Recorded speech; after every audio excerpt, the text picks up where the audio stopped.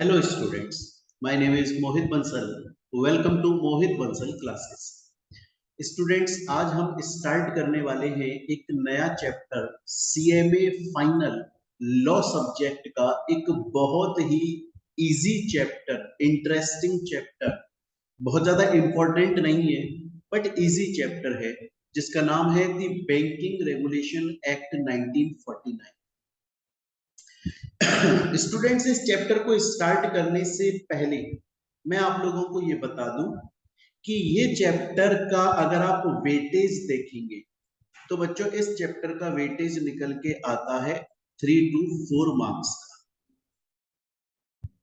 Maximum, ज्यादा से ज्यादा। क्योंकि बच्चों ये लास्ट जो आया था, ये चैप्टर आपके सीएमए फाइनल लॉ के एग्जाम्स में आया था, ये आया था 2018 के अंदर। उसके बाद 2019 में ये नहीं आया, जून दिसंबर किसी भी एग्जाम में नहीं आया, 2020 के किसी भी एग्जाम में नहीं आया, 2021 के जून में इसका एक क्वेश्चन आया था 1 मार्क का।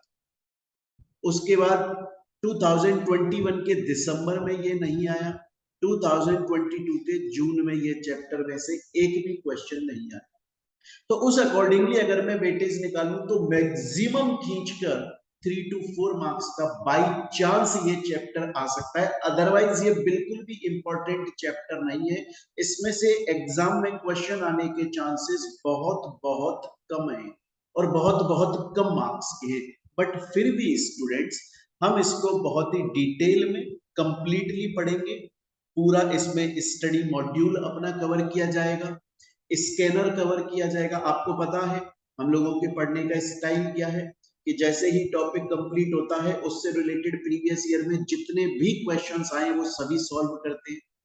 आज की क्लास में इस चैप्टर में हम जितना पढ़ेंगे उसमें से एक भी क्वेश्चन एग्जाम में नहीं आया है, तो स्कैनर सॉल्व हो ही नहीं पाएगा, पर आपका मॉड्यूल कंप्लीटली कवर है बच्चों।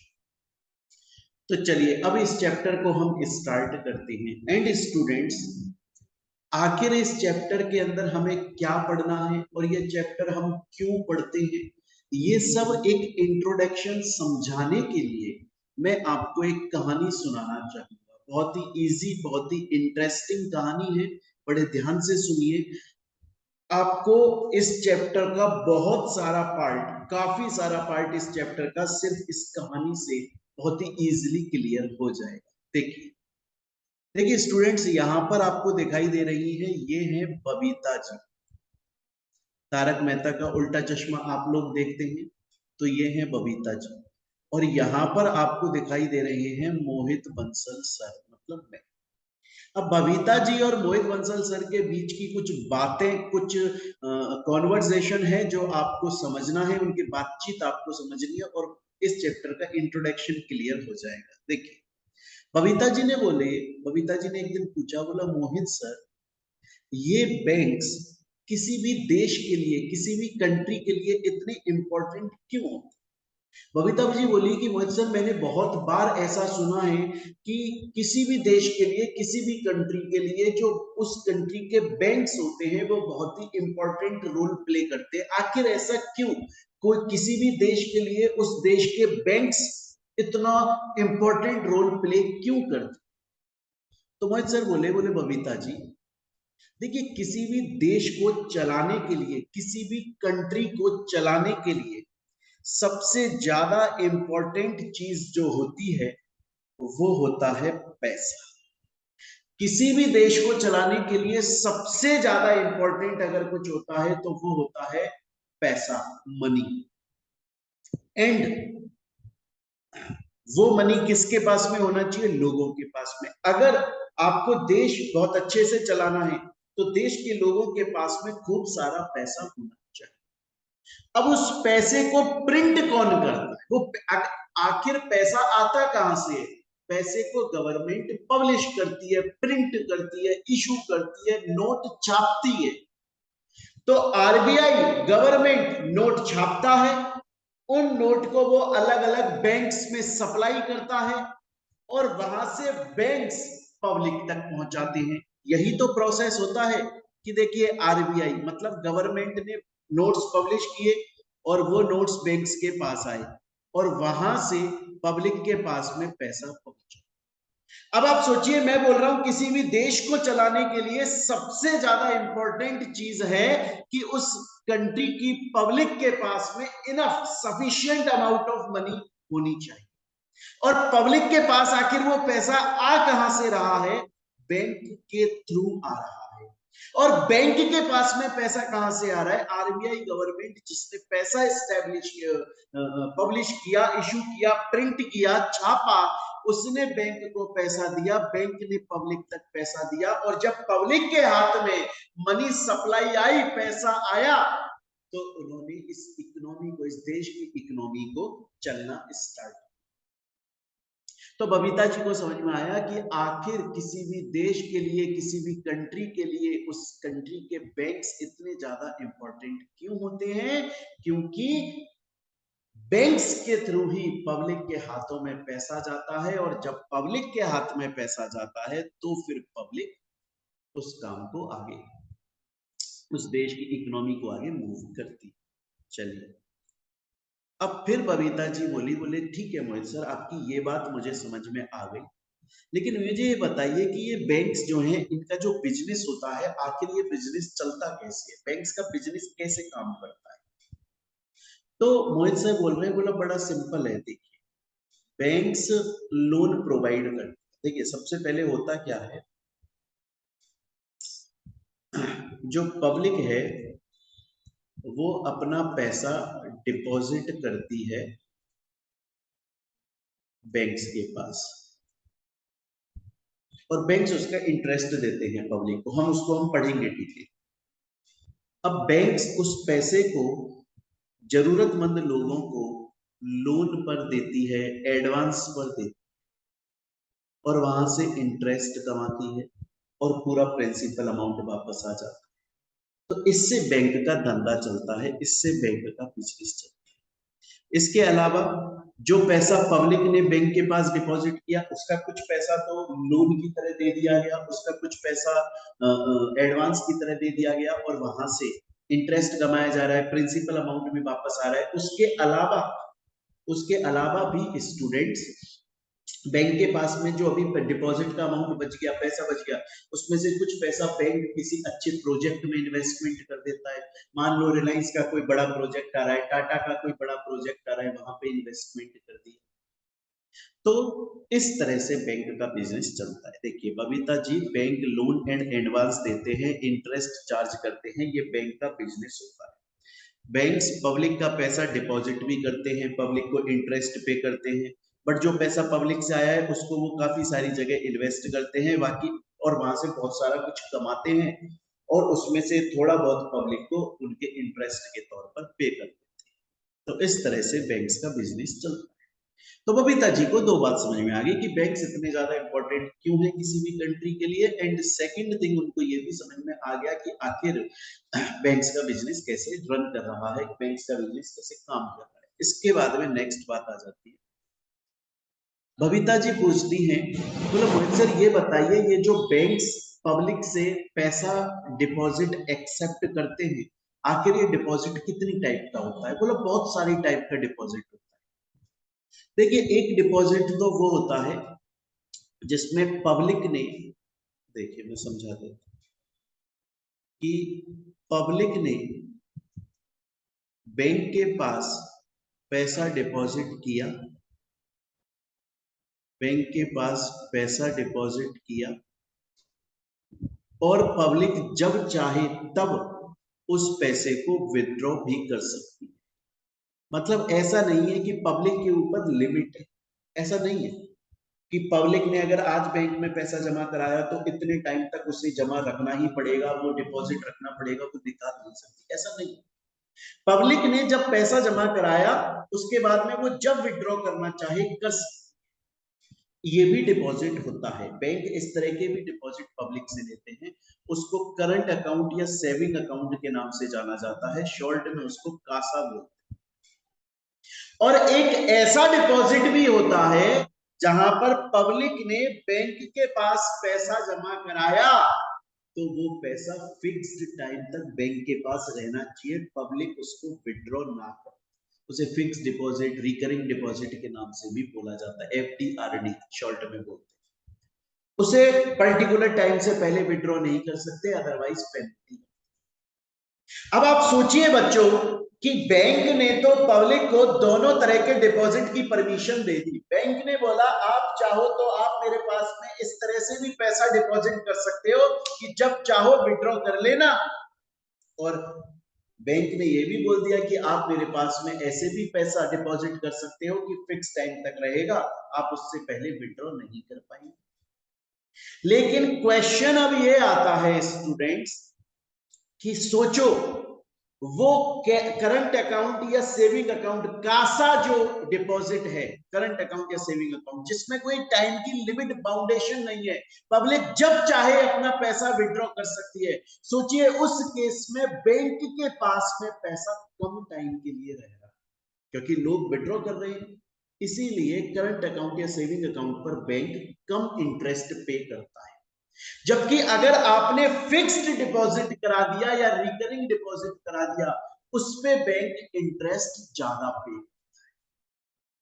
तो यहां, और ये सब चीजें स्टूडेंट्स यहां पर एकदम क्लियरली लिखी हुई हैं। तो यहां तक अभी तक बबीता जी को तीन बातें समझ में आई। पहला, बैंक जो है आखिर क्यों इंपॉर्टेंट होते हैं कंट्री के लिए, बैंक्स का बिजनेस कैसे चलता है, और उसके अलावा बैंक्स कितने टाइप के डिपॉजिट एक्सेप्ट करते हैं। फिर बबीता जी ने बोला मोहित सर सोचिए, सपोज कीजिए कि पब्लिक ने अपना पैसा बैंक को डिपॉजिट कराया, और सोचिए कासा अकाउंट है, या तो करंट अकाउंट है या सेविंग अकाउंट है, इनमें से कोई एक। तो पब्लिक ने बैंक को पैसा जमा करा दिया। अब पब्लिक के पास ऑप्शन है जब चाहे विड्रॉ कर सकती है। सोचिए पब्लिक आ गई बैंक में विड्रॉ करने के लिए, और बैंक के पास में उस वक्त पैसा हुआ ही नहीं, तो पब्लिक ने पैसा अपना बैंक में डिपॉजिट कर रखा है, करंट अकाउंट या सेविंग अकाउंट है, जब चाहे विड्रॉ कर सकती है। सपोज कीजिए आज बहुत सारी पब्लिक आ गई अपना पैसा विड्रॉ करने, और बैंक के पास में पैसा है ही नहीं, तो ऐसा नहीं होता। क्यों नहीं होता? क्योंकि देखिए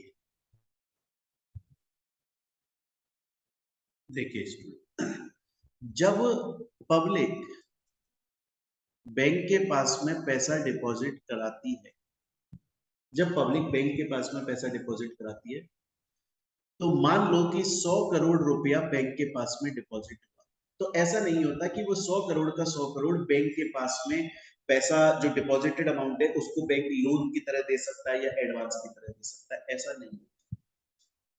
बैंक को उसमें से कुछ पैसा रिजर्व के तौर पे निकाल के रखना पड़ता है। इसमें से एक होता है SLR, स्टैट्यूटरी लिक्विडिटी रेशियो, नाम से समझो लिक्विडिटी रेशियो। ये पैसा बैंक खुद अपने पास में रिजर्व करके रखता है। ये कितना होता है, ये RBI डिसाइड करता है कितना होगा। मोस्टली ये 18%, 20%, 22%, अच्छी खासी रेट होती है। ये क्यों बैंक अपने पास में पैसा डिपॉजिट करके रखता है, जिससे कल को अगर पब्लिक पैसा विड्रॉ करने के लिए आई तो, और बैंक के पास में पैसा नहीं है, तो रिजर्व में पैसा रहेगा। पब्लिक ये नहीं बोलेगी कि भैया हमने तुम्हारे पास में पैसा डिपॉजिट कराया हुआ है, तुमने हमें हमारा विड्रॉ क्यों नहीं करने दे रहे, तुम्हारे पास में पैसा क्यों नहीं है।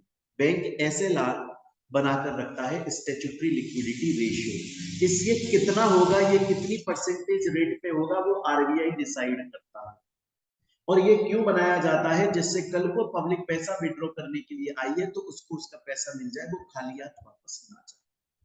तो एक तो ये समझ में आया। दूसरा, एक और क्या होता है, एक दूसरा डिपॉजिट भी होता है, एक दूसरा रिजर्व भी होता है, उसे हम बोलते हैं CRR, कैश रिजर्व रेशियो। ये पैसा बैंक RBI के पास में रखता है और इस पे उसे कोई इंटरेस्ट नहीं मिलता। SLR जो बैंक ने अपने पास में रखा है उस पे इंटरेस्ट मिलता है, इस CRR पे उसे इंटरेस्ट नहीं मिलता। ये क्यों बनाया जाता है? ये RBI के पास में पैसा डिपॉजिट करा जाता है, जो टोटल डिपॉजिटेड अमाउंट है जो बैंक के पास में आया उसमें से रखा जा रहा है। मतलब मान लो 100 करोड़ आया, मान लो उसमें से 20 करोड़ तो SLR की तरह रख दिया और 4 करोड़ CRR की तरह रख दिया, है ना, या 5 करोड़ रख दिया। तो 25 करोड़ तो रिजर्व में रह गया। अब बैंक के पास में सिर्फ 75 करोड़ है जिसे वो लोन या एडवांस की तरह दे सकती है। एसएलआर क्यों बनाया गया? एसएलआर स्टैट्यूटरी लिक्विडिटी रेशियो इसलिए बनाया गया जिससे कल को अगर पब्लिक पैसा विड्रॉ करने आए तो उनको कमी ना पड़ जाए, और ये बैंक के पास में खुद डिपॉजिटेड है। जबकि CRR cash reserve ratio RBI के पास में डिपॉजिट। ये क्यों बनाया जाता है? ये बनाया जाता है मार्केट में इन्फ्लेशन मतलब महंगाई एंड मनी सप्लाई को कंट्रोल करने। बोला सर इसका कैसे, क्या मतलब हुआ? देखिए समझा देते हैं। सपोज कीजिए मार्केट में, अच्छा एक बात और समझ लीजिए, मार्केट में लोगों के हाथ में जितना ज्यादा पैसा होगा, मतलब अगर मनी सप्लाई ज्यादा है तो इन्फ्लेशन बढ़ेगा। अगर मार्केट में लोगों के पास में पैसा ज्यादा है तो महंगाई बढ़ेगी, क्योंकि पैसा है लोगों के पास में, लोग महंगी चीजें खरीदने के लिए कैपेबल हैं। अगर मनी सप्लाई कम होगी, लोगों के हाथ में पैसा कम होगा, तो इन्फ्लेशन महंगाई घटेगी। इसका बेस्ट एग्जांपल है जिम्बाब्वे। 2008 के अंदर जिम्बाब्वे की गवर्नमेंट ने खूब सारा पैसा खुद ने प्रिंट कर दिया, छाप दिया और लोगों को दे दिया। उसका नतीजा ये निकला कि जिम्बाब्वे के अंदर एक ब्रेड का पैकेट 3 से 4 करोड़ रुपए का मिलता था। दोबारा सुनिए, ब्रेड, एक सिंगल ब्रेड का पैकेट 3 से 4 करोड़ रुपए का मिलता था। न्यूज़पेपर, आप गूगल पे जाइए, टाइप कीजिए, वहां पे आपको देखने को मिलेगा लोग ऐसे नोटों की गड्डियां लेकर जा रहे हैं ब्रेड के पैकेट खरीदने के लिए, क्योंकि पैसा, मनी सप्लाई सबके पास में ज्यादा है, सबके पास में पैसा ज्यादा है, महंगाई बढ़ रही है। सेम उसी तरीके से बच्चों ये समझ लो पहले आप, अगर मार्केट में लोगों के हाथ में पैसा ज्यादा है तो वो ज्यादा खर्च करेंगे और महंगाई बढ़ेगी। क्लियर है? अब मैं आपको समझा रहा हूं सीआरआर, कैश रिजर्व रेशियो। ये आरबीआई के पास में पैसा रखता है, बैंक रखता है, जो उसके पास डिपॉजिटेड अमाउंट है उसका कुछ परसेंटेज आरबीआई के पास में सीआरआर की तरह रखा जाता है, जिस पर इंटरेस्ट भी नहीं मिलता, और वो मार्केट में मनी सप्लाई और इन्फ्लेशन को कंट्रोल करने के लिए होता है। जब आरबीआई को ऐसा लगता है कि मार्केट में महंगाई ज्यादा हो रही है तो वो सीआरआर को बढ़ा देता है। कैसे? सपोज कर, सोचो मार्केट में मनी सप्लाई ज्यादा है, मतलब इन्फ्लेशन भी ज्यादा है। अब आरबीआई चाहता है कि यार मार्केट में महंगाई ज्यादा है, कम हो जाए। तो कम हो जाए तो क्या करो, सीआरआर को बढ़ा दो। सीआरआर को बढ़ाने से क्या होगा, बैंक के पास जितना पैसा डिपॉजिट हो रहा है उसका वो कुछ परसेंटेज सीआरआर की तरह अपने पास में रिजर्व में रखेगा। मतलब वो पहले जितना लोन दे पा रहा था बैंक, सपोज करो बैंक पहले 100 करोड़ का लोन दे पा रहा था, लेकिन अब आरबीआई ने सीआरआर बढ़ा दिया, तो अब बैंक सिर्फ 95 करोड़ का लोन दे पा रहा है। समझ लो, एक बैंक 95 का दे पा रहा है, कितने सारे बैंक। अब उससे हुआ क्या, मार्केट में मनी सप्लाई कम हुई तो मार्केट में महंगाई कम हुई। और उल्टा कर लो, सपोज करो मार्केट में मनी सप्लाई कम है और इन्फ्लेशन, महंगाई कम है, आरबीआई को लगता है थोड़ा होना चाहिए तो वो सीआरआर को कम कर देगा। उससे क्या होगा, अब बैंक को कम पैसा रिजर्व में रखना पड़ेगा और ज्यादा वो लोन दे सकते हैं, तो लोगों के हाथ में पैसा ज्यादा जाएगा, तो मनी सप्लाई बढ़ेगी, महंगाई बढ़ेगी। तो बच्चों अभी तक हमने बबीता और मोहित सर की मेरी बातचीत में क्या समझ में आया कि एक देश के लिए बैंक्स बहुत ज्यादा इंपॉर्टेंट होते हैं। उसके अलावा हमने देख लिया कितने टाइप के डिपॉजिट होते हैं, बैंक किस तरीके से काम करते हैं, और ये statutory liquidity ratio and cash reserve ratio आखिर क्यों बनाया जाता है, यहां तक हम लोग समझ चुके हैं।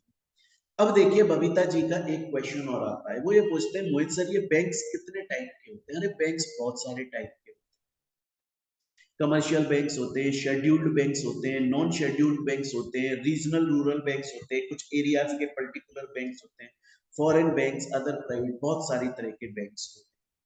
तो बबीता जी बोली ये शेड्यूल्ड बैंक्स क्या है? देखिए आरबीआई एक्ट 1934 के सेकंड शेड्यूल के अंदर जिन बैंक्स का नाम लिखा हुआ होता है उन्हें शेड्यूल बैंक्स बोला जाता है, और ये लिस्ट फिक्स नहीं होती, ये लिस्ट चेंज होती है। इसीलिए शेड्यूल्ड बैंक किसको बोला जाता है, जो आरबीआई एक्ट 1934 के सेकंड शेड्यूल में जिसका नाम आ रहा है। क्वेश्चन ये आता है कि बबीता जी ने बोला, बोलो मोहित सर, ये बैंक्स के रिगार्डिंग में रूल्स रेगुलेशंस बनाने की पावर किसके पास में है? पार्लियामेंट के पास में है, under entry 85 of union list. मतलब पूरे देश में बैंक के लिए जब रूल्स बनते तो वो पूरे देश के बैंक्स के लिए बनते हैं। तो स्टूडेंट्स, यहां तक जो मैंने आपको बताया ये आपके मॉड्यूल का पार्ट है, और यहां तक आपने ये सब कुछ पूरा पढ़ लिया, सब कुछ पढ़ लिया अभी तक। ये कहानी जो मैंने आपको समझाई, हालांकि एग्जाम के पॉइंट ऑफ व्यू से ये पार्ट इंपॉर्टेंट नहीं है, क्योंकि अभी तक इसमें से क्वेश्चन नहीं है। अच्छा, अब बात ये आती है कि बैंक्स की कुछ हिस्ट्री पढ़ लें। एग्जाम पॉइंट ऑफ व्यू से इंपॉर्टेंट नहीं है, बट अपनी नॉलेज के लिए पढ़ लो कि बैंक्स इंडिया के अंदर बहुत पुराने टाइम से ओपन हो गए थे, 18th सेंचुरी से ओपन हो गए थे। इंडिया के अंदर सबसे पहला बैंक जो ओपन हुआ था वो बैंक ऑफ हिंदुस्तान के नाम से ओपन हुआ था 1770 1770 में। उसके बाद में फिर और बैंक्स आए। अगर आज प्रेजेंट में बात करें तो इंडिया का सबसे पुराना और सबसे बड़ा बैंक कौन सा है? SBI, state bank of India. लेकिन आज हम जिस बैंक को स्टेट बैंक ऑफ इंडिया के नाम से जानते हैं, एसबीआई के नाम से जानते हैं, वो बैंक हमेशा से एसबीआई के नाम से नहीं जाना जाता था, बल्कि उसका बहुत बार नाम चेंज हुआ है। सबसे पहले ओपन हुआ था ये बैंक ऑफ कैलकाटा के नाम से 1806 में। फिर 1809 में इसका नाम बैंक ऑफ बंगाल कर दिया गया। एक्चुअली में क्या था कि 3 जगह की प्रेसिडेंसीज जो थी वो इसको फंड दे रही थी, पैसा दे रही। तो उन तीनों ने मिलकर, सबसे पहले तो बैंक ऑफ कैलकाटा के नाम से जाना गया, 1806 में उसको बैंक ऑफ कैलकाटा बोलते थे। फिर 1809 में उसे बैंक ऑफ बंगाल के नाम से जाना गया। फिर इसको 3 प्रेसिडेंसीज गवर्नमेंट जो थी वो फंड कर रही थी, तो वो तीनों 1921 के अंदर मर्ज हो गए। 1921 में मर्ज हो गए, उन्हें इंपीरियल बैंक ऑफ इंडिया बोला जाने लगा। और 1955 के अंदर उन्हें स्टेट बैंक ऑफ इंडिया बोला गया। तो जो स्टेट बैंक ऑफ इंडिया का नाम मिला है वो 1955 में मिला है। ये सब आपको याद करने की जरूरत नहीं है, एग्जाम में ये आने वाला नहीं है, बट आपके समझाने के लिए बता रहा हूं, आपको थोड़ा सा रिकॉल करने के लिए कि इस वक्त हमारा सबसे बड़ा और पुराना bank state bank of India है। 1806 में ओपन हुआ था, काफी बार नाम चेंज हुआ। एक्चुअली में वो 3 अलग अलग बैंक थे जो मिलकर साथ में काम कर रहे थे, फिर वो मर्ज हो गए एक दूसरे में। 1921 के अंदर उन्हें इंपीरियल बैंक्स बोला गया, और 1955 में उन्होंने आरबीआई एक्ट के अंदर अपना नाम एसबीआई कर दिया। तो यहां तक की बात बच्चों आपको अभी तक समझ में आई होगी। अभी तक हम लोगों ने इंट्रोडक्शन पढ़ा है, और उसके अलावा स्टूडेंट्स हम लोगों ने थोड़ी सी हिस्ट्री के बारे में देखा है। अभी अभी मैंने आपको बताया कि इंडिया के अंदर जो बैंक्स होते हैं, इंडिया के अंदर जो बैंक्स होते हैं उनके लिए रूल्स रेगुलेशन पार्लियामेंट बनाता है। ये बात कहां लिखी हुई है? Union list of entry 85। आपको ये पता होना चाहिए कि इंडिया के अंदर 3 लिस्ट चलती हैं, यूनियन लिस्ट, स्टेट लिस्ट और कॉन्करेंट लिस्ट। ये 8th क्लास के पार्ट पढ़ा रहा हूं। यूनियन लिस्ट में वो टॉपिक्स आते हैं जिनके ऊपर सेंट्रल गवर्नमेंट रूल्स बनाती है। स्टेट लिस्ट में वो आते हैं जिनके ऊपर स्टेट गवर्नमेंट रूल्स बनाती है। कॉन्करेंट लिस्ट में वो रूल्स रेगुलेशंस आते हैं जो कि सेंट्रल और स्टेट दोनों मिलकर बनाते हैं। अब मैं आपसे बोल रहा हूं कि बैंक्स के लिए जो रूल्स बनाए जाते हैं वो पार्लियामेंट बनाती है, मतलब सेंट्रल लेवल पे बन रहा है, मतलब पूरे देश के बैंक्स के ऊपर एप्लीकेबल हो रही है चीज। और ये लिखा है बैंकिंग रेगुलेशन एक्ट 1949 के अंदर। बच्चों, इसमें यहां से आप चाहें तो यहां तक छोड़ सकते हैं, इतना कोई खास नहीं। बस इतना याद रखना, ये 1 मार्क का क्वेश्चन बाई चांस आ जाए, बाकी कोई इंपॉर्टेंट नहीं है कि इंडिया के अंदर बैंकिंग रेगुलेशन एक्ट 1949 के अकॉर्डिंगली जो बैंक्स के लिए रूल्स रेगुलेशन बनाए जाते हैं वो पार्लियामेंट बनाती है, मतलब सेंट्रल लेवल पे बनता है। ये बात यूनियन लिस्ट की एंटी 85 में लिखी है। ये बात दोबारा से यहाँ पर रिपीटेड है, दोबारा से रिपीटेड है। चलते हैं, यहां तक की बात आपको समझ में आ रही।